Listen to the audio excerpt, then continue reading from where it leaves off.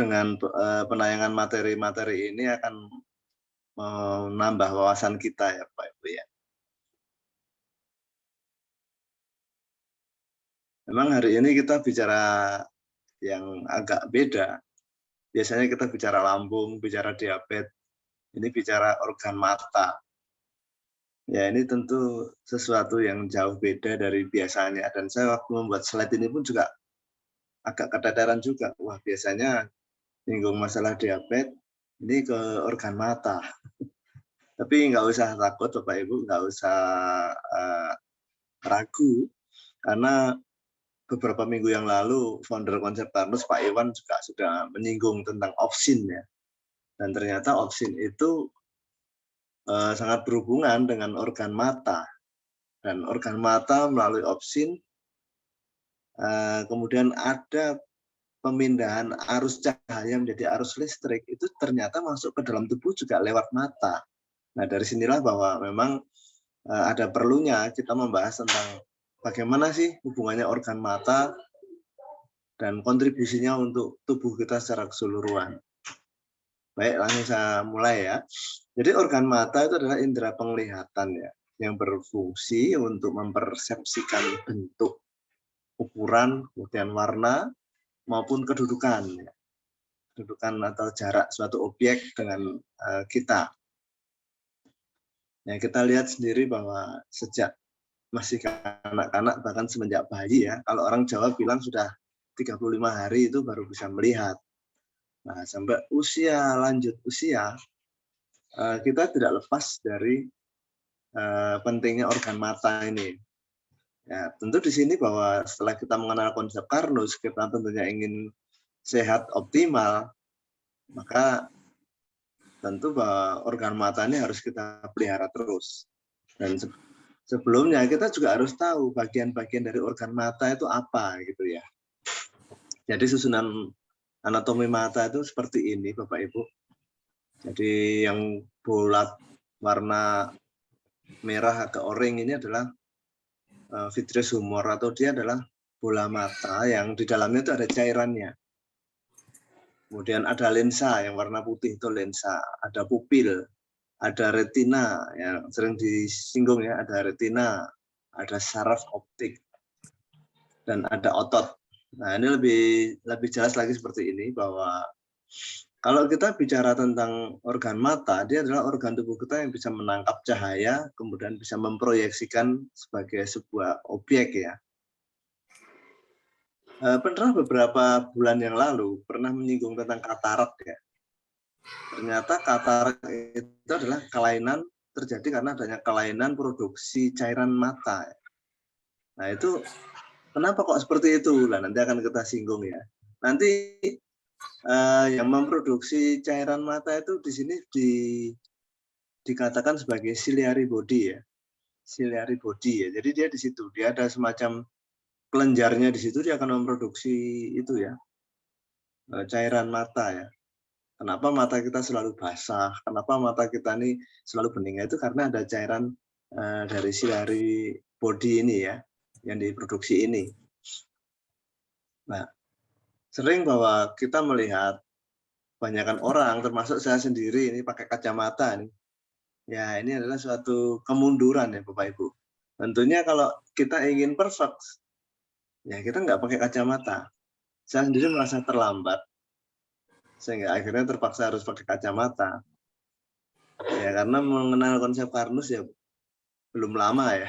Mungkin kalau kenal konsep Karnusnya dari waktu masih kecil mungkin bisa kita cegah sejak awal. Jadi Bapak Ibu bahwa anatomi mata, kita bicara tentang mata, itu di dalam organ mata itu ada otot, ada sistem saraf, dan yang penting sekali ada cairan. Dan tentu ada pembuluh darah ya. Di dalam organ mata ada dua sel yang berperan untuk kapan kita bisa melihat dalam situasi gelap dan kapan bisa melihat pada situasi terang. Di sini ada gambar tentang sel batang. Ya. Ternyata sel batang ini akan bereaksi ya. Jadi sel batang itu memberikan respon pada kondisi terang. Aktivasi cahaya akan menyebabkan hiperpolarisasi potensial membran. Justru pada waktu dia itu gelap, ini kita perhatikan ini sarafnya itu nyambung. Pada waktu terang, dia putus. Nah, disitulah fungsi sel batang. Kemudian hasil kerucut. Sel kerucut ini pada waktu ada cahaya terang, dia akan nyambung saraf-sarafnya. Ya, indah sekali ya di dalam organ mata seperti ini ternyata. Jadi sel batang atau sel kerucut itu mengalami suatu proses fototransduksi, Bapak Ibu, untuk mengubah cahaya yang masuk ke dalam retina menjadi sinyal listrik. Nah, nanti sinyal listriknya ini nyambungnya kemana? Kalau pas gelap ya dia nyambung ke sel batang, kalau pas terang dia nyambung ke sel kerucut. Sehingga manusia itu dalam kondisi terang maupun gelap tentu akan menyesuaikan diri. Dan kapan kekuatan kita bisa melihat benda jarak dekat, jarak jauh itu dipengaruhi oleh kekuatan otot pada bola mata. Jadi dengan otot yang kuat ini bola mata kita ini bisa maju mundur ya. Jadi lensanya bisa kita ngatur ya. Makanya pada anak-anak kecil maupun waktu kita masih remaja, kita lihat benda di pucuk pohon aja masih bisa lihat. Melihat apa itu kalau ketemu nenek dulu ya, suruh masukkan benang ke dalam jarum masih bisa. Jadi dua hal yang semuanya ekstrim ini bisa dilakukan selama otot pada matanya ini bagus. Coba kalau sudah usia 50 tahun ke atas, kita memasukkan benang ke dalam jarum kalau mau jahit itu setengah mati. Itu berarti adalah masalah pada otot mata. Nah, kalau tadi kita singgung tentang cairan, di sini normalnya cairan mata itu adalah jernih ya, seperti yang sebelah kiri ini, atau clear vitreous. Tapi pada kondisi metabolisme yang tidak normal, ternyata cairan bola mata ini jadinya keruh, atau disebut sebagai floaters. Nah, inilah yang cikal bakal terjadinya katarak. Dan ternyata ini ya, baru sadar ya bahwa ternyata katarak ini penyebabnya karena metabolisme yang terganggu, Bapak Ibu. Bukan karena banyak kena asap dan sebagainya, enggak. Ternyata kalau kita kena asap, otomatis kan keluar air mata. Nah, air mata ini kalau pabriknya atau metabolismenya ini enggak normal ya, air matanya keruh, nanti bisa menyebabkan masalah. Biasanya terjadi katarak. Ya, inilah susunan saraf pada mata. Jadi ini ya, ada namanya nervus ticum. Biasanya terganggu kalau misalnya ada kasus tumor otak, itu tanda-tandanya loh kok penglihatannya tambah turun, anaknya sering pusing, ya itu hati-hati. Di sini dari mata itu juga bisa ini ya, bisa memberikan suatu gambaran, oh tubuh itu ada kasus di mana. Bahkan lebih jauh lagi kalau Bapak Ibu ada yang mendalami iridologi ataupun matologi ya yang bisa dipelajari, ternyata dari iris, dari bagian-bagian mata, dari sklera dan sebagainya, itu bisa diketahui penyakit seseorang. Ini juga termasuk aneh bin ajaib. Ya, karena apa? Karena organ mata itu berhubungan erat dengan organ-organ lainnya.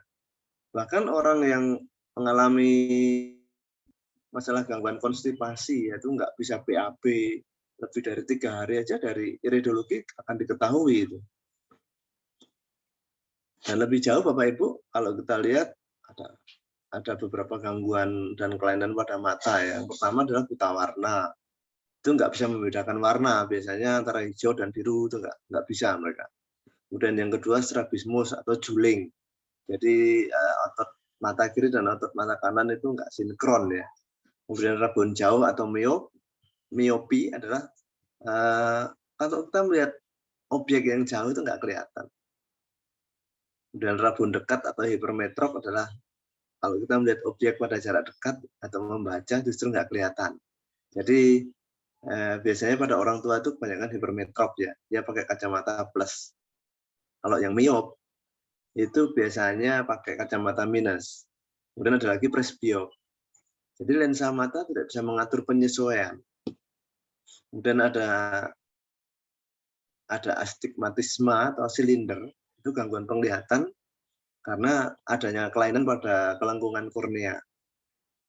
Kemudian katarak itu gangguan penglihatan karena cairan mata yang keruh tadi, sehingga akhirnya membentuk suatu lensa yang keruh, akhirnya lensanya tertutup oleh cairan itu, sehingga orangnya bisa buta itu katarak. Beda dengan glaukoma. Glaukoma itu terjadi kenapa? Karena bola matanya terus membesar. Kemudian massa volume dari bola mata yang membesar ini akan mendesak nervus opticum. Nah, kalau nervus opticumnya itu terdesak, nanti orang itu nggak bisa lihat, itu bisa buta juga. Beda, kalau katarak dia matanya terhalang ya oleh lensa yang kotor. Kalau glaukoma itu bola matanya mendesak ke belakang sehingga dia menggencet jalur sistem saraf mata ya, akhirnya saraf matanya rusak. Kemudian ada degenerasi makula, itu juga masalah kelainan ya pada retina ya. Kemudian retinopati diabetes. Nah, kalau retinopati diabetes itu masalahnya dari dalam. Jadi akibat terjadi gangguan metabolik pada diabetes, biasanya darahnya kental, aliran darah ke bagian mikrokapiler itu nggak jalan, akhirnya retina itu tidak mendapatkan nutrisinya, sehingga akhirnya organ retina pada mata itu akhirnya mati, kering, sehingga orangnya buta. Dan retinitis pigmentosa, itu penurunan daya penglihatan. Dan banyak lagi Bapak Ibu. Yang sering kita lihat kalau mata merah itu konjungtivitis ya. Jadi dia itu ada infeksi. Dan blefaritis atau timbilen, nah itu adanya bisul pada kelopak mata. Dan pterygium, kalau pterygium itu ada di merah-merah ya di bagian mata. Dan kasus-kasus yang lain itu alergi dan juga yang sering kita temui adik Mutiara Sari itu adalah retinoblastoma atau tumor atau kanker pada mata atau retina ya. Hal-hal yang berhubungan dengan mata kita harus tahu Bapak Ibu supaya pada waktu kita menemui suatu masalah atau kita sendiri terkena masalah kita bisa segera mengantisipasinya dengan tepat. Di sini aliran darah dan nutrisi itu sangat memegang peranan. Kemudian bagaimana pembentukan energi supaya otot pada mata itu bisa menggerakkan sehingga dia bisa mengatur lensanya ya, mengatur bola mata sehingga objek itu tepat mengenai ini ya penangkapan objek. Kemudian yang ketiga pembentukan energi cahaya ke listrik itu juga harus tepat. Nah, untuk cahaya ke listrik ini diperlukan suatu media namanya opsin tadi ya. Dan kalau kekuatan otot tentu ya, kalau energinya cukup, kekuatan otot pasti juga akan kuat. Nah, dan yang penting sekali adalah kejernihan lensa. Ini yang sering tidak kita sadari. Ngertinya air mata ya, kalau nangis. Padahal organ mata ini selalu mengeluarkan namanya cairan ini cairan dari mata ya, supaya selalu basah. Disinilah bahwa produksi cairan mata harus selalu continue. Kemudian yang lainnya adalah daya hantar rangsang saraf. Kalau organ matanya bagus tapi sarafnya terganggu ya nanti otomatis juga nggak bisa melihat dengan sempurna. Ini biasa terjadi pada orang yang mengalami gangguan saraf, biasanya pada orang-orang yang sudah tua ya, pada usia manula ya. Kemudian yang lainnya adalah masalah hormon dan berbagai hal yang berhubungan dengan kimia darah. Nah, ini adalah berbagai bentuk kelainan gangguan mata ya. Ini mata minus dan mata plus. Penglihatannya jadi nggak normal karena objeknya tidak tepat. Kemudian konjungtivitis seperti ini. Pengobatannya apa ya? Karena saat ini ada kacamata, ada obat, itu masyarakat tidak sadar. Oh, berarti mata itu seolah tidak ada masalah. Tapi sebenarnya ini masalah, Bapak Ibu. Kenapa? Karena tubuh manusia itu sudah diciptakan untuk melakukan semuanya serba otomatis ya. Jadi mata itu ada ada otomatis dia akan bisa menyelenggarakan sistemnya itu dengan baik. Karena mata itu boleh dikatakan dia sebagai jaringan yang terbuka ya. Jadi lensa mata ketemu langsung dengan udara bebas. Nah, dari situlah ada berbagai sistem yang akan membentengi organ mata supaya tidak rusak, Bapak Ibu. Nah, kalau sudah ada kacamata, ada obat, memang seolah-olah tidak masalah. Tapi sebenarnya tanpa kacamata, tanpa obat pun bisa. Dan ini tentunya akan menjadi lebih leluasa untuk seseorang ya. Kalau misalnya sampai umur 60, pasti Bapak Ibu sering melihat kan ada bapak atau ibu-ibu yang usianya 60 masih bisa baca koran tanpa kacamata. Wah, itu indah sekali itu. Dan semoga bahwa dengan penyampaian ini kita bisa membina, mendidik anak-anak kita ya, supaya nanti organ matanya awet. Dan kalau kita yang sudah terlanjur pakai kacamata ya jangan nambah lagi. Biasanya misalnya tahun ini sudah -1, ya kalau bisa tahun depan itu jangan nambah. Syukur-syukur ya -1 terus atau bahkan bisa bebas kacamata. Lain dengan kita melihat anak-anak yang masih TK sudah -1, silindernya juga ada. Akhirnya waktu masuk di SMA itu kacamatanya sudah kayak pantatnya botol itu. Wah, tebel banget. Itu kita kasihan ya. Seperti itu. Itu sebaiknya kita cegah semenjak awal, Bapak Ibu. Kemudian kelainan yang lain ada, mungkin Bapak Ibu pernah dengar pterygium. Pterygium itu ini ya, beda dengan timbilen ya. Jadi pterygium itu dia menyerangnya di dalam ya. Antara ini yang putih-putih itu ada kemerahannya itu. Kemudian kalau blefaritis itu ya timbilen itu. Ya biasanya muncul ada semacam bisul ya. Nah, kalau yang katarak yang sebelah kanan, Bapak Ibu bisa perhatikan ini. Jadi pupilnya atau misalnya di bagian putih dari hitam yang itu mestinya kan terbuka. Itu ketutup sama lensa. Karena ceruh, lensanya itu keruh ya.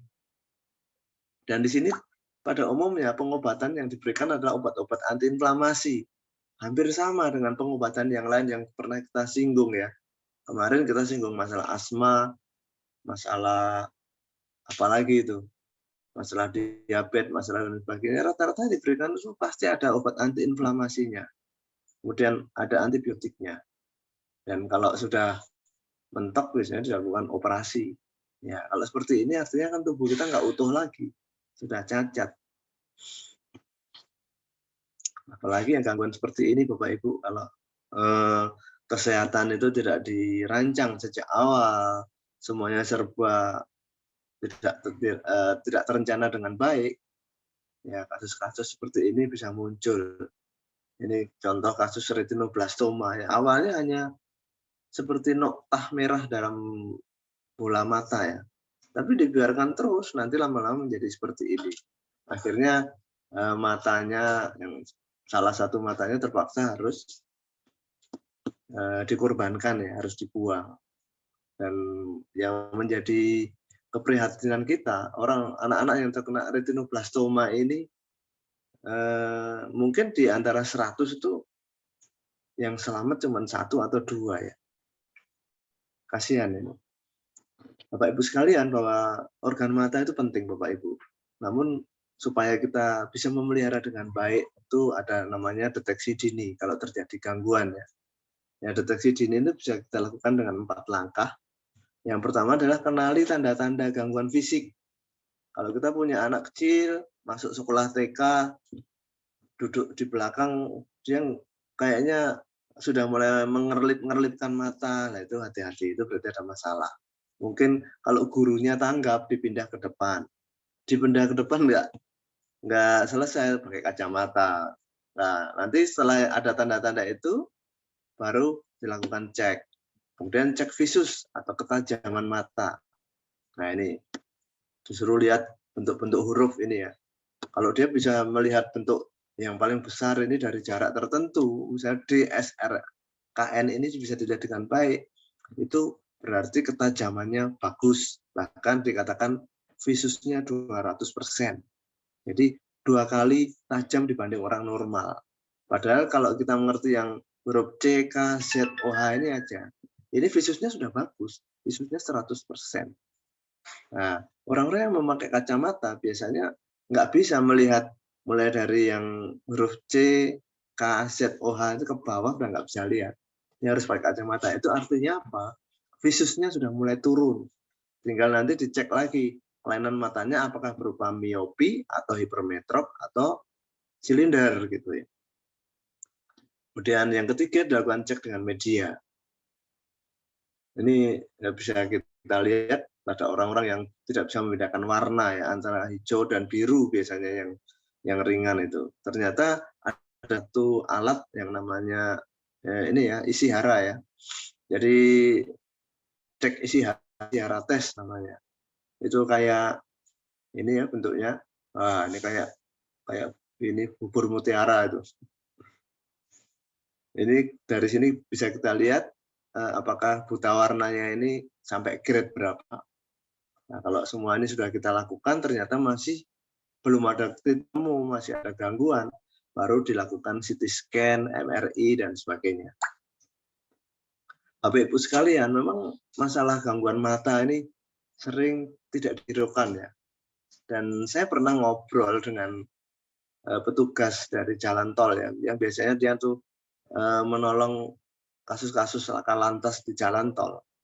Ternyata ada yang menarik dari kasus-kasus yang terjadi laka lantas di jalan tol ya. Rata-rata orang yang terkena kecelakaan itu sudah pakai kacamata tebal. Jadi kalau saya sampaikan di sini bahwa kalau ada kelainan mata itu diduga sangat berhubungan dengan peningkatan kejadian laka lantas. Dan kalau kita lihat selama ini masyarakat cukup fan-fan aja kalau ada yang misalnya ada gangguan melihat jauh, melihat dekat, cukup dengan kacamata dipikir sudah selesai. Memang selesai Bapak Ibu, masalahnya selesai, tetapi seorang itu tentu akan punya keterbatasan. Misalnya suatu saat pergi, kacamatanya tertinggal, pasti sudah bingung. Nah tentu akan lebih baik ya, kalau misalnya tanpa kacamata, jadi bebas seperti itu. Ya, selama ini masyarakat sudah merasa cukup dengan obat-obatan, kemudian kacamata, dengan operasi. Dan biasanya kalau sudah mulai sakit, baru bingung mencari makanan yang bergizi. Itu ironis Bapak Ibu. Dan kalau sudah terlambat memang sulit, meskipun kita makan makanan bergizi, tapi kalau misalnya kondisi lambungnya tidak optimal, aliran darahnya kurang bagus, ya itu percuma Bapak Ibu. Nah, disinilah Bapak Ibu konsep Karnus siap hadir, membangun generasi dari generasi muda, semuanya bisa sehat optimal ya, harapannya seperti itu, bahkan nanti sampai usia lanjut. Dan kalau kita lihat dari gerakan ini ya, bagaimana dokter-dokter ahli mata itu untuk ini ya saya lihat masih kurang ya, untuk melakukan berbagai promo atau kampanye apa ya, supaya orang-orang tuh matanya sehat. Itu saya lihat masih kurang. Bahkan di sini saya kaget ya. Jadi hari apa ya istilahnya hari mata itu kapan? Soalnya ada hari stroke, ada hari kanker gitu. Saya buka-buka ternyata hari mata itu tanggalnya belum jelas. Hanya dikatakan dirayakan setiap hari Kamis, minggu kedua bulan Oktober. Ini kalau yang nemukan orang Jawa mungkin Kemisnya Kemis Kliwon atau Kemis Pahing gitu ya, guyonannya gitu. Jadi berbagai upaya yang dilakukan seperti ini Bapak Ibu pada waktu hari mata itu ya, pendidikan, penyuluhan, pemenuhan gizi, deteksi dini, biasanya ada beberapa yayasan sosial itu akan melakukan bakti sosial, apakah membagikan kacamata gratis atau operasi katarak gratis dan sebagainya. Namun cara-cara itu kalau kami pandang dalam kacamata Karnus itu masih tidak sesuai dengan algoritma ya Bapak Ibu ya. Dan kita lihat bahwa dalam pandangan konsep Karnus, mengapa terjadi gangguan mata? Sedangkan organ mata itu sendiri memerlukan apa supaya bisa optimal? Ini adalah pemikiran yang sangat mendasar dan sangat masuk akal supaya kita bisa mempertahankan organ mata ini dengan baik. Ya, Sekali lagi Bapak Ibu bahwa konsep Karnus berusaha untuk mempelajari dan mengembalikan cara kerja tubuh sesuai algoritma ya Bapak Ibu. Jadi kalau kita berbicara tentang suatu kesehatan, kita juga jangan lepas dari lingkungan. Ya sayangnya selama ini dalam bicara kesehatan selalu lepas dari lingkungan. Bahkan matahari pun dilupakan. Bahkan pohon-pohonan, udara di sekitar dilupakan. Akhirnya apa? Kesehatan yang dicapai pun tidak optimal Bapak Ibu. Sehat, tapi kacamatanya kayak tutup botol tadi ya, kayak mantap botol. Ya, itu sama dengan masih kurang pas ya. Bapak Ibu sekalian, marilah kita bahas bagaimana cara menjaga kesehatan mata ya dengan konsep Karnus.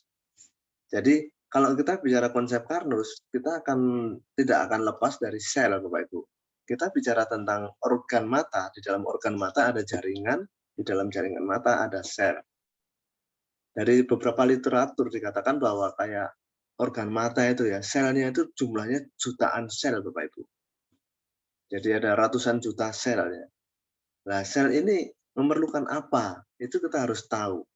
Nah, ini sempat disinggung oleh Pak Iwan Beni di beberapa materinya bahwa kalau kita bicara tentang sel, sel itu sudah sangat canggih. Yang penting bagaimana sel itu terpenuhi kebutuhannya. Terpenuhi dia makanannya sel itu apa sehingga dia tidak lapar. Itu selesai, Bapak. Dan ternyata nutrisi pada sel lensa mata itu berbeda. Jadi kalau misalnya otot itu di dalam sel otot masih ada mitokondria, di mitokondria ada DNA-nya ya. Ternyata sel-sel lensa ini nggak punya DNA, tidak memiliki mitokondria. Nah, itulah makanya bahwa sel mata ini sangat tergantung dengan pusat produksi awal. Kalau tadi dikatakan bahwa komposisi dari organ mata itu terdiri dari itu ya cairan lensa, kemudian ada otot, ada jaringan-jaringan yang lain. Ternyata untuk memenuhinya itu berbeda dengan sel-sel yang lainnya. Kalau otot gampang, glukosanya dirubah menjadi asetil-CoA, asetil-CoA jadi ATP. Kalau di sel lensa ini enggak, dia tergantung dari bodi ciliary tadi ya. Dia tahunya itu sudah dalam bentuk sudah jadi. Jadi apa yang dihasilkan oleh sel bola mata atau bodi ciliary ini sangat mempengaruhi kualitas dari dari sel lensa mata, cairannya terutama. Nah, makanya beberapa orang yang mengalami masalah itu biasanya cairannya terlalu keruh, terjadi katarak. Cairannya terlalu kental, akhirnya bola matanya semakin membesar. Karena bola mata itu ada cairan yang masuk dan ada yang keluar. Kalau di dalam bola mata itu cairannya terlalu kental, dia bisa masuk mungkin, tapi nggak bisa keluar. Makanya bola matanya terus membesar, menekan ke belakang, mempengaruhi nervus opticum, nanti akhirnya terjadi kebutakan. Itu yang terjadi pada glaukoma yang ada di bawah lain. Jadi kenapa kok seperti itu terjadi? Ternyata pada pasien yang mengalami metabolic syndrome seperti diabetes, hiperkolesterol, hipertensi, dan sebagainya, organ mata itu akan cepat kehilangan daya penglihatan. Kenapa? Karena kualitas lensa matanya itu pun juga akan buruk, Bapak Ibu. Jangankan lensa mata yang sudah jelas mempunyai keterbatasan ya, karena tidak mempunyai mitokondria. Sel-sel yang lainnya pun juga terganggu pada orang yang mengalami gangguan metabolik. Jadi misalnya orang yang mengalami gangguan metabolik, sel otot itu kan lebih komplit ya dibanding sel bola mata. Misalnya orang yang terkena gangguan metabolik, diabetes misalnya, terkena gangguan apakah dia berupa neuropati atau berupa impoten misalnya, maka otomatis ya kondisi organ matanya juga pasti kurang baik. Bapak Ibu sekalian, dan kalau kita tadi singgung metabolic syndrome itu sumbernya dari mana? Ternyata selalu kita ulas sumbernya itu dari gangguan lambung. Di sini kita lihat ternyata akibat gangguan lambung terjadi penyakit degeneratif, Nah, penyakit degeneratif ini menyebabkan gangguan metabolik tadi, hiperkolesterol, hipertensi dan sebagainya. Ya udah, itu pasti akan berdampak kepada memburuknya kualitas lensa mata, Bapak Ibu. Dan siapa yang berperan di sini? Itu adalah lambung ya, Bapak Ibu. Jadi kalau lambungnya bagus, otomatis berbagai jenis makanan di sebelah kiri ini mulai dari karbohidrat, protein dan sebagainya itu akan bisa dibentuk menjadi bentuk monomer. Nah, kalau kolagen monomer ini bisa dibentuk, maka otomatis dia akan bisa membangun jaringan mata ini dengan baik. Inilah hubungannya. Dan ternyata setelah bola mata atau organ mata itu baik sekali, organ mata itu mempunyai fungsi yang lebih, bukan hanya melihat, Bapak Ibu. Dan ini beberapa minggu yang lalu dibuka oleh Pak Iwan Beni, katakan bahwa energi listrik lensa mata ke retina itu juga bisa berpengaruh ke organ yang lainnya. Di sini kita akan bicara tentang opsin. Apa itu opsin? Yaitu protein yang ada di asam amino ya, lebih pasnya asam amino yang ada di organ mata, Bapak Ibu. Ternyata melalui opsin ini gerakan arus listrik itu bisa dimulai, Bapak Ibu. Kalau di pohon-pohonan lewat stomata ya. Jadi foton matahari menembakkan fotonnya ke daun, baru nanti terjadi reaksi H2O terpecah menjadi oksigen dan ini ya hidrogen ya. Nah di mata ini terjadi di sini. Kenapa di dalam tubuh kita ini ada arus listrik? Makanya berjemur itu penting, Bapak Ibu. Jadi opsin ini akan merubah ya semuanya. Ya ini bisa kita pelajari di YouTube. Jadi presentasinya Pak Iwan Beni. Dan ternyata rhodopsin adalah pigmen visual pada sel batang mata tadi ya. Jadi pada waktu kita gelap, terang itu kan ada sel batang, sel kerucut tadi ya. Nah, rhodopsin itu yang berperan. Dia menangkap cahaya ya. Rhodopsin itu terdiri dari apa? Dari protein yang disebut sebagai opsin yang berpasangan dengan kromofor, yaitu vitamin A aldehid atau 11 cis retinal. Nah, opsin ini berfungsi untuk menentukan panjang gelombang yang diserap oleh, wah ini jelimet ini, oleh fotoreseptor, sedangkan kromofor adalah molekul yang mengabsorpsi foton dan terdapat dalam opsin 4. Seperti ini Bapak Ibu, bahwa opsin ini selain di mata juga ternyata di otak, di kulit itu juga diperlukan Bapak Ibu. Dan ini berpengaruh bahwa opsin ini mempengaruhi berbagai sistem yang lainnya. Jadi lewat UV ternyata tubuh kita bisa menggerakkan ya Bapak Ibu. Ya ini lebih kompleks lagi. Saya kalau lihat gambar ini pun juga agak pusing. Nanti kita bisa pelajari bersama. Jadi ternyata foton itu lewat mata itu bisa menggerakkan arus listrik, kurang lebihnya seperti itu Bapak Ibu. Dan sekali lagi bahwa karena organ mata ini serba auto ya, ini autoprotektif ya. Ternyata selama metabolismenya bagus, selama organnya semua terpelihara bagus, maka organ mata ini akan bisa berfungsi dengan optimal Bapak Ibu. Nggak perlu pakai kacamata, dan mungkin sampai umur-umur senja pun masih tajam ya penglihatan. Siapa yang bisa menjaga bola mata ya, atau lensa mata selalu bisa baik? Tadi disebut sebagai autoproteksi ya. Kalau di dalam pengobatan selalu menggunakan obat-obat golongan steroid atau anti radang ya. Ternyata di dalam tubuh kita ini sudah ada ini ya, ada mekanisme otomatis. Pada waktu misalnya kita kena debu ya, berarti kan ada rangsangan ya. Ternyata rangsangan itu akan merangsang ini ya pengeluaran kortisol, Bapak Ibu. Di sini siapa yang berperan? Yaitu dari pituitari, dia mempengaruhi oleh ini pada korteks. Nah ini ya. Jadi kalau ada stres atau inflamasi, nanti otak itu lewat hipotalamus akan mengeluarkan berbagai rangsangan sehingga akhirnya muncul kortisol. Kortisol ini adalah steroid dari dalam tubuh ya, yang asli dari dalam tubuh, nggak perlu obat. Dan biasanya kalau kortisol yang dari dalam itu dosisnya itu tepat ya maksudnya. Kalau menggunakan steroid sering-seringan lah itu efek sampingnya tentu ada. Jadi Bapak Ibu, bahwa peranan sel bola mata juga berpengaruh ya. Dan sel bola mata ini sangat mempengaruhi terhadap kualitas lensa mata. Tetapi ingat bahwa peranan sel bola mata ini sangat tergantung oleh pabriknya, yaitu apa?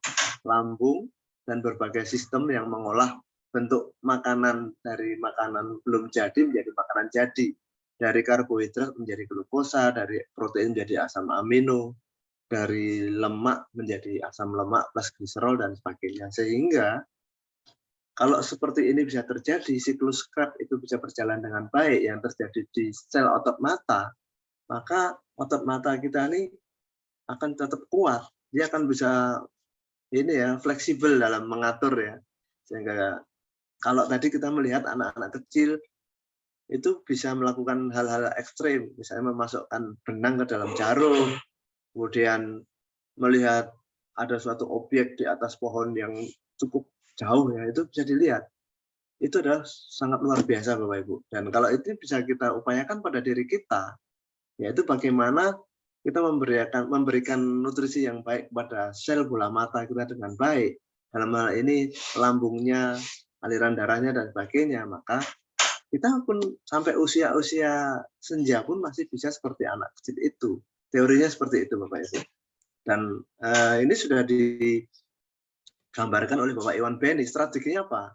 Strateginya sebenarnya nggak sulit Bapak Ibu. Jadi cukup perbaiki metabolisme tubuh sampai ke tingkat sel, meliputi perbaikan lambung ya, bagaimana menjaga lambung supaya tetap optimal, yaitu dipenuhi dengan pati resisten, kolagen tipe 3, dalam hal ini yang sudah jadi adalah berupa agi sereal. Kemudian pastikan nutrisi sel tersedia. Jadi selain mengoptimalkan lambung juga kita menjaga keragaman gizi, banyak lauk, banyak protein ya. Kita lihat sendiri bahwa tadi ada peranan opsin tadi ya. Opsin itu ternyata adalah asam amino atau protein. Nah, kalau kita banyak makan protein, otomatis opsin-opsin itu tersedia dengan baik. Ya, otomatis kita akan bisa sehat optimal Bapak Ibu, terutama yang berhubungan dengan organ mata. Kemudian yang ketiga, lindungi nutrisi sel yang diangkut oleh darah dari risiko oksidasi dengan pemberian makanan yang mengandung ikatan kompleks dan antioksidan, dalam hal ini ada alkati. Kemudian yang kedua, hindari makanan yang dimodifikasi ya, karena ini mempengaruhi kualitas sirkulasi darah Bapak Ibu. Yang ketiga, bakar lemak yang menumpuk menjadi energi, yaitu pemberian dengan beras yang ada niasinamidnya, yaitu dengan beras karnus Bapak Ibu. Dan yang keempat, pastikan tubuh cukup istirahat, karena istirahat itu penting. Jangan sampai kita lihat anak-anak kita ini lihat handphone sehari-hari, bahkan lebih dari beberapa jam. Kalau dulu di generasi 80-an dimarahi lihat TV ya, sampai ada program matikan TV pada jam belajar. Nah sekarang malah handphone, tambah parah ini. Artinya apa Bapak Ibu? Bahwa upaya untuk membuat kesehatan optimal ini semakin beragam. Dan kalau kita lihat bahwa organ mata itu begitu penting sekali, makanya usaha-usaha seperti ini harus terus dilakukan. Pastikan cukup istirahat, berpikir positif, dan selalu bersyukur.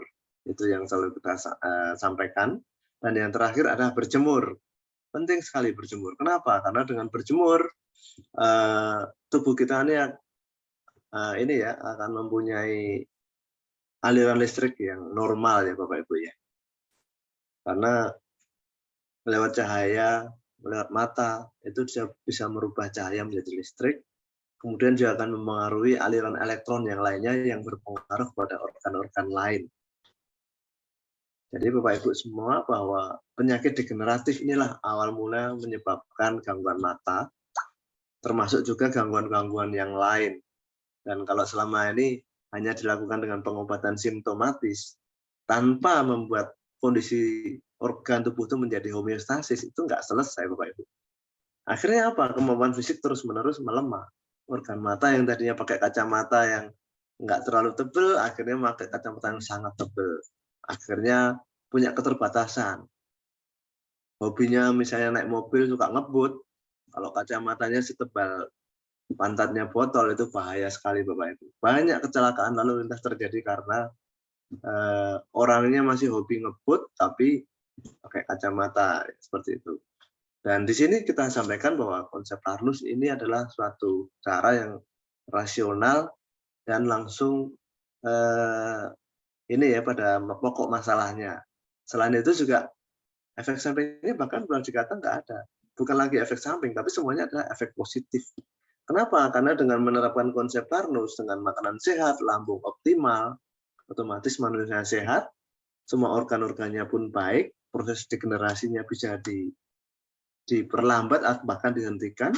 Dan kalau semua sel menuju homeostasis, maka semua gangguan-gangguan ini tidak ada Bapak Ibu. Jadi seperti ini Bapak Ibu bahwa konsep Karnus selalu berupaya menciptakan kesehatan yang optimal dari semua hal yang berhubungan dengan penyakit degeneratif, terutama pembahasan pada hari ini adalah bagaimana menjaga organ mata selalu optimal, Bapak Ibu. Ya, ini yang sudah kita lakukan, tadi sudah diputar juga oleh Dr. Iswan. Bapak-Ibu sekalian bahwa makanan itu penting, tetapi akan lebih penting lagi lambung harus optimal. Jangan terlalu ini ya, jangan terlalu hitungan kalau masalah kesehatan. Selama ada rezeki, saran saya adalah perbaiki lambungmu tetap optimal dengan mengonsumsi AG sereal, kemudian juga lindungi ini darahmu supaya aliran darahnya tetap bagus, kemudian kebutuhan gizinya juga terpenuhi. Di sini Algate juga siap berperan, termasuk juga beras Karnus. Jadi seperti itu semua Bapak Ibu. Tentunya selain hal-hal itu juga sekali lagi istirahat dan olahraga itu juga penting karena tidak ada dijual. Tetapi lakukanlah dengan bijak. Jangan sampai tidurnya seharian, olahraganya sampai setiap hari berpuluh-puluh kilometer itu terlalu berlebihan, Bapak Ibu. Dan akhir kata, terima kasih. Presentasi yang jauh dari sempurna ini kami upayakan dengan harapan meskipun ada sedikit manfaat, tetap bermanfaat untuk kita semua. Akhir kata, saya cukupkan di sini. Saya mohon maaf kalau ada kalimat atau tutur kata yang kurang berkenan. Dan saya kembalikan ke Dr. Iswan. Terima kasih. Baik, terima kasih Pak Sabto. Yang luar biasa pemaparannya tentang organ mata ini ya. Yang memang kebanyakan dari kita memang masih awam ya, kurang mengenal tentang organ mata ini ya. Yang tahu adalah gejala-gejala yang ditimbulkan oleh penyakit tertentu pada mata ya. Pada saat itu memang penanganan jadi lebih sulit tentunya ya Pak Sabto ya. Kalau bisa itu kan kita itu memelihara tetap sehat itu. Ya semoga ini dari paparannya Pak Sabto kita memiliki gambaran dan wawasan baru supaya kita itu bisa mempertahankan ya kesehatan mata kita itu selama mungkin ya. Karena tidak enak ternyata kalau pas lagi sakit itu mata itu gejalanya kemana-mana karena organ vital ya. Karena dari mata itu kita bisa lihat indahnya dunia tentunya Pak Sabto ya. Baik, para sahabat Karnus semua, tentunya setelah itu ya mengikuti paparan tadi banyak pertanyaan. Nah, ini sudah ada yang masuk, ini saya buka dulu ya. Untuk para peserta, ya ini ada ini dari Pak Rahmat, ini Pak Sabto ya, udah ada pertanyaan. Nah, saya bacakan aja. Langsung. Baik, terima kasih Pak Rahmat atas pertanyaannya. Ini saya bacakan Pak Sabto. Beliau bertanya, benarkah radiasi HP, komputer, atau laptop mempengaruhi kesehatan mata? Kira-kira radiasi ini akan mempengaruhi bagian mata yang mana dan apa dampaknya? Begitu Pak Sabto, silakan. Baik, terima kasih Pak Rahmat. Ya jelas itu mempengaruhi ya Pak ya. Jadi radiasi dari laptop maupun HP itu sangat berpengaruh. Makanya sekarang di zaman yang serba ini ya, gadget ini ya, anak-anak kecil itu sudah banyak yang pakai kacamata. Beda dibanding dengan generasi dulu sebelum tahun 80-an. Itu jarang orang pakai kacamata. Dulu orang pakai kacamata hanya action aja. Mungkin Bapak Ibu bisa lihat film-film Indonesia yang lama dulu ya. Ibu-ibu pakai kebaya, kacamatanya hitam. Itu pasti nggak minus, nggak plus. Itu hanya mau action aja. Kalau sekarang pakai kacamata, kalau nggak silinder, minus, bahkan tebel-tebel banget. Jadi apa hubungannya radiasi handphone maupun laptop ini ke merusak mata ya? Tadi kita singgung bahwa ada sel batang, sel kerucut. Dia itu semuanya dipengaruhi oleh saraf dan bekerjanya sel batang, sel kerucut ini pada waktu dia melakukan pekerjaannya, dia memerlukan ATP, memerlukan energi ya. Artinya kalau kita bicara energi, berarti kan harus ada bahan yang masuk. Kalau kita sering terpapar oleh sinar radiasi dari laptop maupun handphone, artinya apa? Ya semakin boros, Bapak Ibu. Kalau misalnya kita semakin berlama-lama, sel kerucut, sel batang itu semakin berinteraksi, semakin boros. Nah, kalau seperti itu, akhirnya lebih mudah terjadi kerusakan ya pada sel-sel itu. Nah, disitulah bahwa secara tidak langsung radiasi dari laptop maupun HP itu yang mempengaruhi kesehatan mata. Hubungannya kemana? Sel kerucut, sel batangnya menjadi over.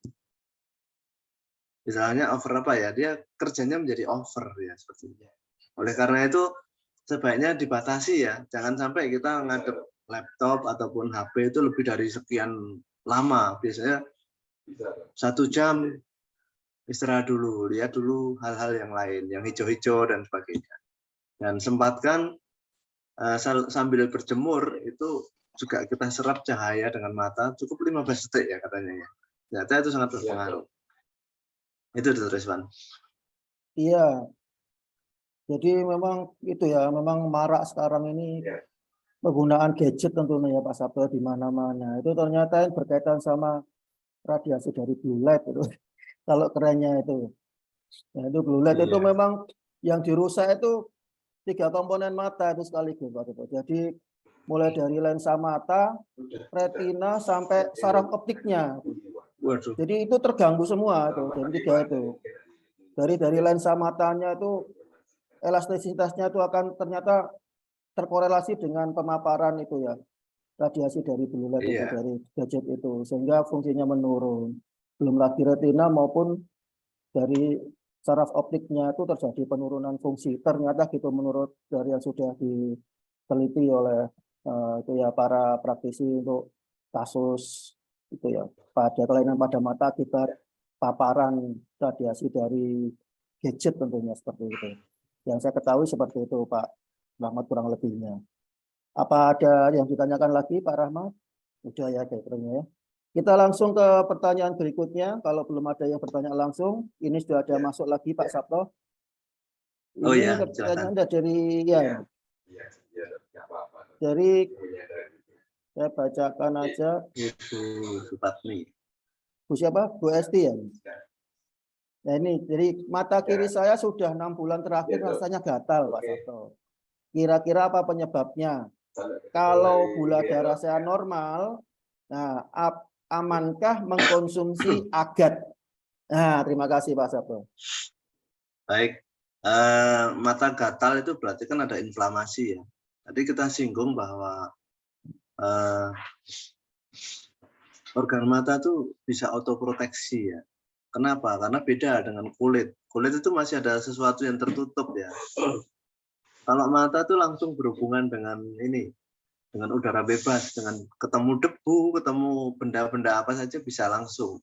Makanya dilengkapi dengan kelopak. Maka kita harus sering berkedip untuk perlindungannya. Jadi autoproteksi mata itu baik secara itu ya, menutup, membuka ataupun dari dalam sendiri itu sudah ada. Kalau sering gatal berarti ada masalah di jalur-jalur yang berhubungan dengan produksi ini ya, hormon kortisol tadi ya. Jadi kortikosteroid itu kan suatu zat yang diperlukan untuk mengatasi keradangan, termasuk di situ gatal. Kalau sering gatal berarti sistem imunnya itu masih kurang baik. Nah, itu harus kita telaah lagi. Bagaimana kalau kita melihat secara holistik ya, secara keseluruhan, kita bicara tentang kortisol berarti bagaimana posisi dengan ini ya, bagaimana pembentukan kortisol, di mana tadi jalurnya tadi ya, Dr. Iswan mungkin masih ingat ya. Jadi dari kelenjar pituitari, kemudian mempengaruhi korteks adrenal, kemudian akan mengeluarkan kortisol ya. Nah, kalau misalnya seperti itu jalurnya terganggu, ya otomatis otoproteksinya nggak sempurna. Supaya sempurna apa?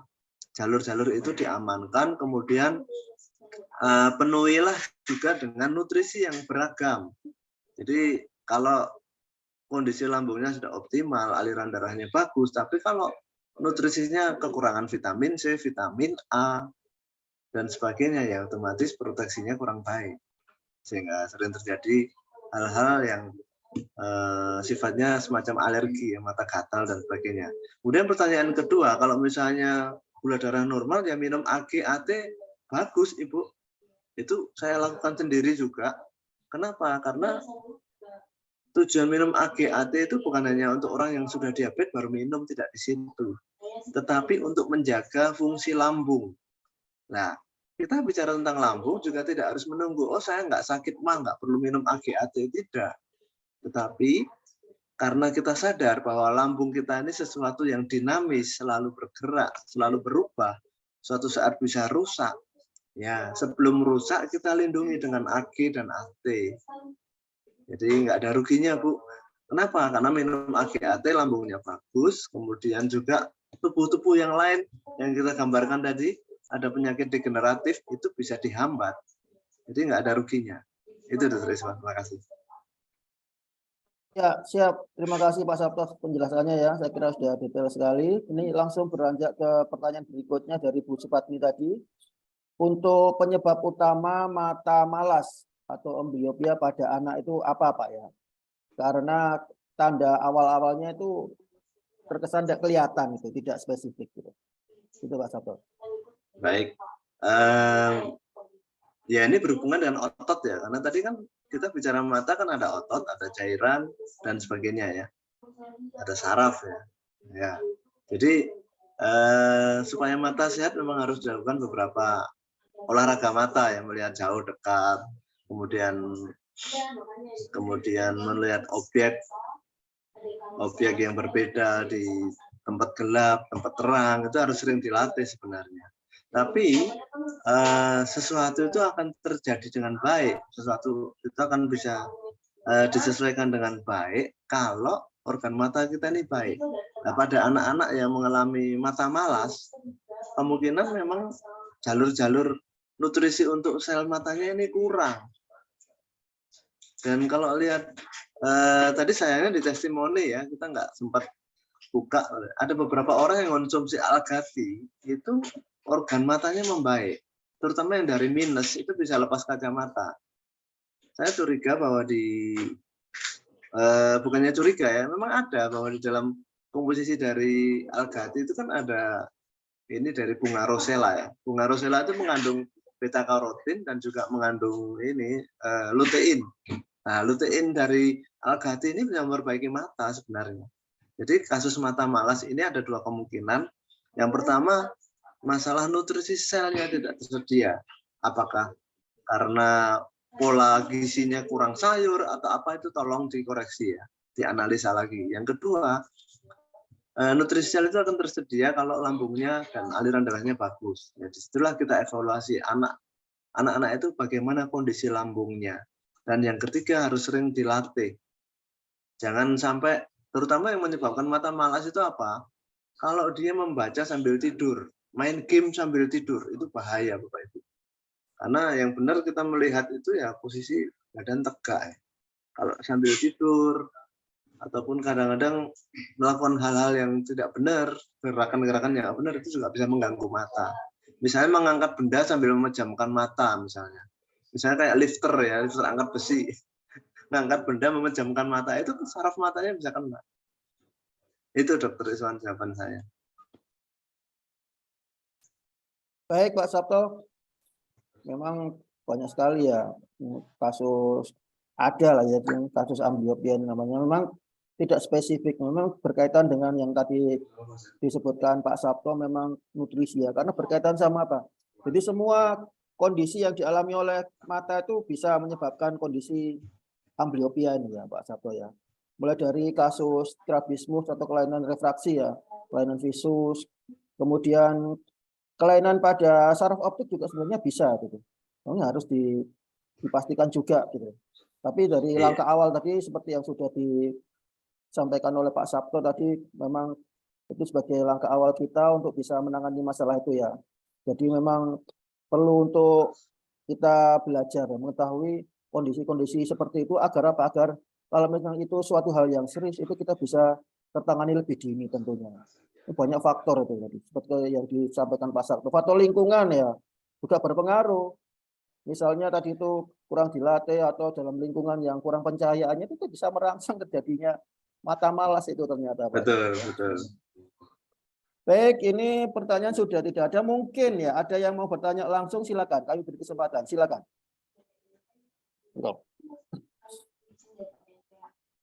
Silakan, sudah kami silakan untuk unmute langsung bertanya apa aja silakan.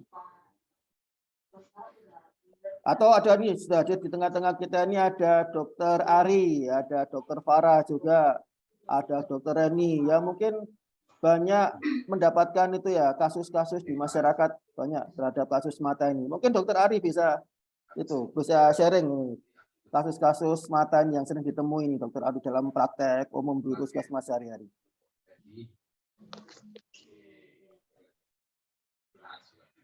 Atau Mas Muzakir mau tanya? Mas Hanif, silakan. Atau ini Dokter Rizwan. Halo. Oh, silakan. Mau tanya Mas Hanif, silakan. Silakan Mas Hanif. Dok. Udah. Tadi baru masuk terus mikrofonnya kebuka, maaf. Oke. Jadi terima kasih. Oke. Saya mewakili itu ya sahabat-sahabat Tarno semua ini memang yang kalau dalam sehari-hari itu Pak Sabto itu kasus yang banyak kita alami itu adalah itu ya kasus-kasus kalau yang jamak pada yang berhubungan sama penyakit degeneratif tentu kasus retinopati yang bisa sangat berbahaya sekali ya Pak Sabto ya, bisa bahkan menyebabkan kebutaan ya. Retinopati bahkan terjadinya yang sering juga dialami adalah kasus glaukoma yang sangat menyiksa sekali para sahabat ini ya, terjadinya glaukoma, lalu retinopati maupun katarak ini yang paling sering terjadi. Katarak memang kelihatannya wah katarak aja ya sepele, sudah banyak kasusnya dan bisa diatasi. Tapi kan kalau bisa itu bagaimana itu caranya supaya kita itu bisa memiliki mata yang sehat, ya nggak terjadi seperti itu tadi ya. Penerapan konsep Karnusnya tadi kan sudah dijelaskan oleh Pak Sabto. Kira-kira itu memang benar itu ya Pak ya. Pas untuk kasus-kasus seperti itu bisa selama ini kalau menurut itu ya, menurut Pak Sabto kan sudah banyak menangani. Apakah bisa tertangani? Baik itu untuk pencegahan ataupun ada kasus yang sudah mengalami itu kemudian bisa tertangani Pak Sabto. Mungkin bisa di-share untuk sahabat-sahabat kami semua. Baik. Jadi sebenarnya ada beberapa ya, dan hadir di sini ini ada Bapak Juan Arif ya. Juan Arif ini dulu mata minus ya. Kata beliau bahkan sempat rusak ini ya, saraf matanya sempat rusak ya. Tapi minum Algati itu membaik. Itu. Kemudian saya aplikasikan ke saya sendiri ya. Saya tuh plus itu sudah hampir 10 tahun ya, nggak nambah-nambah. Plusnya ya ini terus plus 2 ya. Padahal teman-teman saya udah plus 3, plus apa gitu. Jadi tidak menambah ketebalan lensa ya. Dan kita pun di official ya, termasuk kan Pak Eswan, kita tiap hari melototi HP. Kalau jawab konsultasi itu sehari kita lebih dari 8 jam itu lihat HP kita. Nah, syukur bahwa dengan konsumsi Algati itu bisa dipertahankan. Ini ada yang raise hand ini Pak. Ini Nur. Baik, sudah ada yang raise hand yaitu Pak Nur. Silakan untuk langsung di-unmute. Silakan bertanya Pak Nur. Assalamualaikum. Waalaikumsalam. Terima kasih. Ya, silakan. Pertanyaannya tadi itu hampir sama dengan Pak Iswan tadi itu. Ya. Apakah dengan tadi itu kita sudah kadung katarak gitu ya? Apakah dengan kita rutin konsumsi alga sereal sama Algati itu bisa ditangani? mungkin ada testimoni yang nanti bisa di-share. Ini. Dan kita untuk untuk diri kita dan juga untuk orang lain untuk semakin yakin, semakin mantap gitu. Terima kasih. Nah itu Pak Sabto, kalau sudah terjadi katarak ini gimana ini? Gimana ini harusnya Pak Sabto? Ya kalau sudah terjadi katarak agak sulit ya, karena lensa bola mata itu kan pori-porinya kecil banget ya. Jadi kemungkinan kalau misalnya lensa yang keruh itu bisa keluar lagi. Itu kita belum ada pengalaman ya. Belum ada pengalaman apakah yang sudah terlanjur katarak ini konsumsi atau menerapkan konsep Karnus nggak jadi dioperasi, apakah ada, kita belum ada pengalaman. Iya. Memang secara teoritis kalau sudah terjadi katarak, apalagi kataraknya itu sudah mateng ya istilahnya, kan katarak itu ada imatur, ada hipermatur. Kalau sudah matur atau mateng bahkan hipermatur ya itu harus dioperasi kalau sudah terjadi seperti itu. Pertimbangannya apa? Karena kemungkinan pori-pori pada lensa mata itu kecil, sedangkan kalau sudah terjadi gumpalan yang sifatnya itu keruh ya, itu sulit keluar. Iya itu.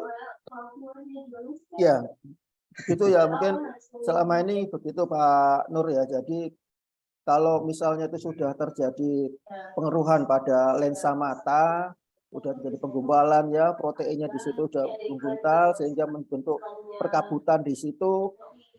Selama ini harus terjadi itu ya, diganti istilahnya dengan lensa matanya itu bisa diganti. Ada itu buatan seperti itu bisa untuk menggantikan lensa mata yang sudah ada, itu bisa diganti sehingga memang kalau kasusnya belum ada ya Pak Sabto yang kalau sudah misalnya matur gitu terus langsung konsumsi belum ada, lalu hilang langsung clear lagi, itu masih belum ya. Semoga nanti insya Allah ya ada kasus seperti itu dan nanti akan kita share kepada sahabat semua. Tapi memang seperti yang disampaikan bahwa kalau misalnya itu sudah terjadi seperti itu, maka tahapnya adalah untuk dikoreksi ya, tentu ada tindakan bedah untuk diambil untuk digantikan fungsinya tentunya. Itu Pak Nur.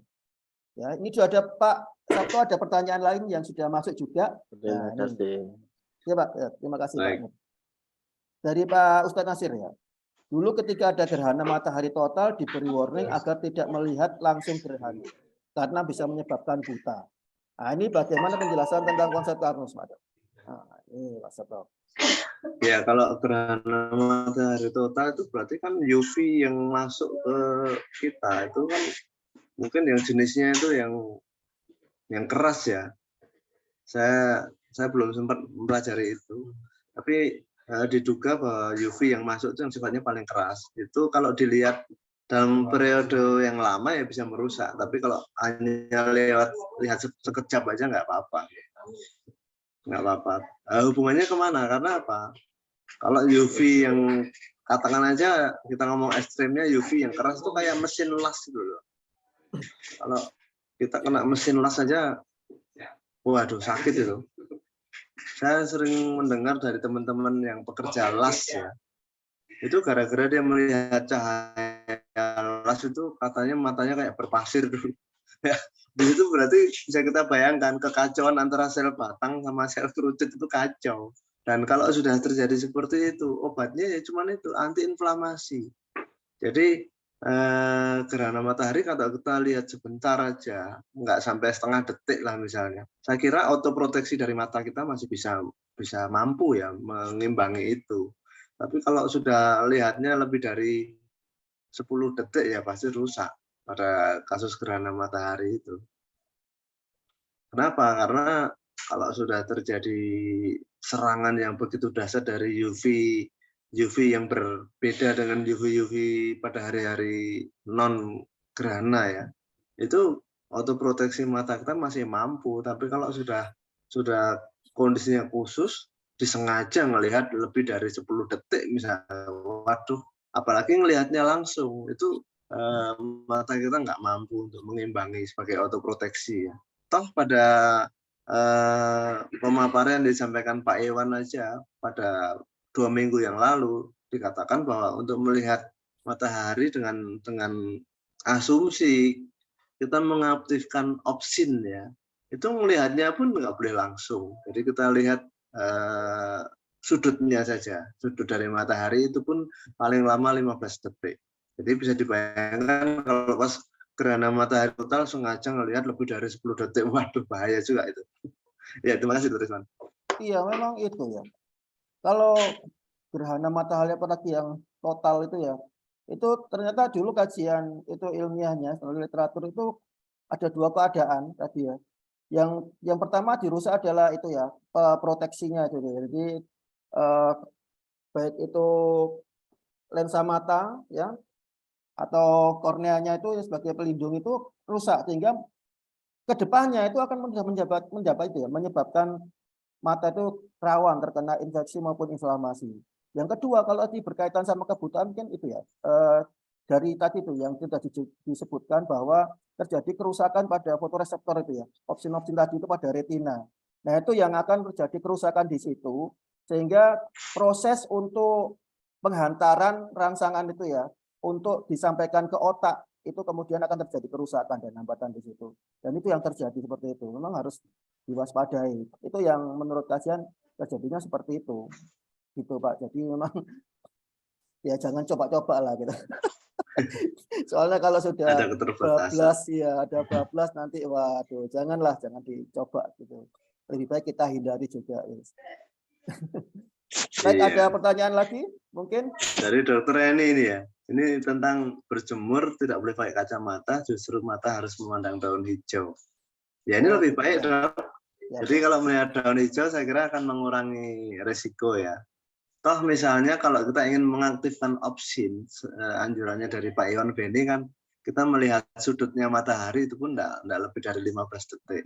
Dengan catatan jangan melewati batas kemampuan. Karena kalau kita melihat matahari langsung itu akan menurunkan derajat kesehatan kita ya. Nanti menyebabkan mata berkunang-kunang, habis itu pusing dan sebagainya.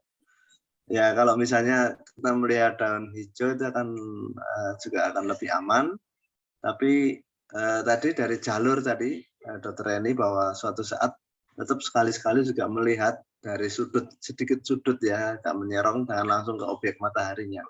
Karena dengan adanya cahaya masuk ke mata, kemudian mengaktifkan opsin, itu akan mengaktifkan terbentuknya kortikosteroid dan juga itu ya endorfin ya pada kulit juga akan berhubungan dengan kulit yang berhubungan dengan ini ya. Maka orang yang terkena sinar matahari itu biasanya kualitas tidurnya juga baik. Kenapa? Karena endorfinnya pun juga akan serotonin, endorfinnya pun akan terpengaruh di situ. Ya, jawabannya seperti itu. ya. Mungkin itu suatu gerakan yang mulai kita serukan ya untuk bersahabat dengan matahari. Tentunya juga dengan terukur tentunya. Iya. dengan jangan sampai. ya. Iya betul. Ya dengan terukur, ada ukurannya, kita ambil manfaatnya dalam kondisi tertentu. Kita juga harus seberapa intensitas yang kita terima. Jadi nggak perlu harus sampai itu ya, sampai kulitnya kebakar-bakar itu malah nanti menyebabkan hal yang tidak inginkan. Tetapi kita juga sudah mulai memperbarui mindset kita bahwa ternyata manusia juga bisa bersahabat dengan matahari karena banyak hal-hal positif yang bisa diberikan ya. Tentunya ada matahari itu Allah menciptakan itu pasti ada manfaatnya. Jangan dihindari ya. Nah, kita cari. Dan alhamdulillah dengan semakin kita mengkaji kajian konsep Karnus ini ternyata banyak hal, mulai dari matahari ternyata manfaatnya bagi manusia itu luar biasa sekali ya. Ya itu tadi. Baik, apakah ada pertanyaan lagi? Nah, sebenarnya ada ini kayaknya sudah masuk ini. Oh, enggak ada yang live karena tidak bisa connect suaranya ini. Wah, sayang sekali ya. Baik Pak, bagi para itu ya sahabat kami semua usahakan untuk bisa connect ini. Kalau nggak connect ya eman sudah masuk tapi nggak connect nih ya. Mungkin bisa dipahami tentang bagaimana untuk tata cara untuk mengikuti Zoom, harus dikonekkan suaranya. Tadi kita belum memberikan itu ya bimbingan kepada salah satu sahabat kita ini yang sudah melihat. Baik, Pak Sabto, rupanya para sahabat juga sudah ini ya sudah tercerahkan. Semoga pertemuan yang sedikit ini harapan kita bisa memberikan manfaat yang sebesar-besarnya. Ya, nanti jangan khawatir, akan ada lagi episode juga. Nanti akan kita bahas lagi juga tentang mata juga di lain kesempatan dengan kajian yang lebih mendalam, ya tentunya. Dan juga saya ingatkan bahwa seberapapun kita mengkaji tentang konsep Karnus, kajian ilmiahnya kita bahas, kita kulik ya tentang ilmiah, tentang ilmu, bagaimana kita mengenal diri kita, tata cara diri kita, tubuh kita bekerja, mulai dari tingkat sel sampai semua ya bentuk sistem tubuh kita ini bekerja, kemudian bagaimana timbulnya penyakit, lalu bagaimana solusi untuk penanganannya, tidak akan bermanfaat kalau kita tidak menerapkan dalam kehidupan sehari-hari. Harapan kami dengan adanya metode ini, kita semua lebih yakin dan lebih mantap dalam menerapkan konsep Karnus dalam kehidupan sehari-hari tentunya, sehingga tujuan kita semua untuk bisa mendapatkan kesehatan yang paripurna itu bisa tercapai ya. Jadi bukan hanya untuk diri kita juga, diri kita, keluarga, dan juga seluas-luasnya buat sesama. Itu harapan kita ya. Karena memang tujuan kita adalah untuk menyehatkan masyarakat. Karena masyarakat yang sehat itu insya Allah ya, harapan untuk bisa makmur itu tercapai. Karena kemakmuran itu tidak akan bisa tercapai kalau masyarakatnya tidak sehat tentunya.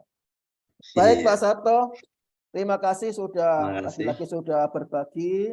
Kita tunggu bahasan-bahasan selanjutnya Pak Sabto, kajian-kajian ilmu tentang konsep Karnus ya, sehingga bisa lebih lebih mantap lagi kita dan lebih yakin lagi untuk penerapan konsep Karnus dan lebih mengayakan khazanah keilmuan kita tentang bagaimana kita mengenal diri kita ini loh Pak Sabto ya, tentang itu bagaimana supaya kita itu bisa mencapai kesehatan. Ingat karena kesehatan itu memang butuh ilmu ya, ada usahanya. Baik, terima kasih Pak Sabto. Sekali lagi kami ucapkan ya. Ini ada Dr. Nasir ya, sebelum ditutup, melihat matahari dari sudut itu maksudnya jangan melihat bulatnya itu, tapi kita lihat pinggirnya, pinggir ke luar ya. Ini betul. Jadi dari pinggir keluar. Waduh ya, ini ada tips nih dari Pak Sabto ya. Baik. Kalau sudah tidak ada pertanyaan lagi, semoga apa yang kita sampaikan pada pagi hari ini, pagi hari yang luar biasa ini bisa bermanfaat buat kita semua. Jangan lupa untuk selalu mengikuti dan mengupdate serial dari Halto kami, karena kami akan datang dan membahas dengan materi-materi dan tema-tema yang up-to-date, yang praktis, yang sehari-hari kita butuhkan tentunya, karena related ya. Itu yang paling penting, segi praktisnya yang sehari-hari banyak kita temui di masyarakat dan juga kita alami sendiri. Baik, mohon maaf atas segala kekurangan maupun kesalahan kami selama pelaksanaan acara, baik sikap maupun cakap kita. Marilah kita akhirkan perjumpaan pada pagi hari ini dengan membaca hamdalah, istighfar, dan doa. Alhamdulillahirabbil alamin, astagfirullahaladzim, subhanallahi wa bihamdik, asyhadu an la ilaha illa anta, astaghfiruka wa atubu ilaik. Barakallahu fikum. Selamat berpuasa bagi sahabat Karnus semua. Semoga dengan berpuasa kita bisa lebih mendekatkan kepada Allah dan juga bisa mendapatkan berkah dan manfaatnya. Tentunya dalam segala hal dalam kehidupan kita. Baik, sekian dulu. Wassalamualaikum warahmatullahi wabarakatuh. Waalaikumsalam.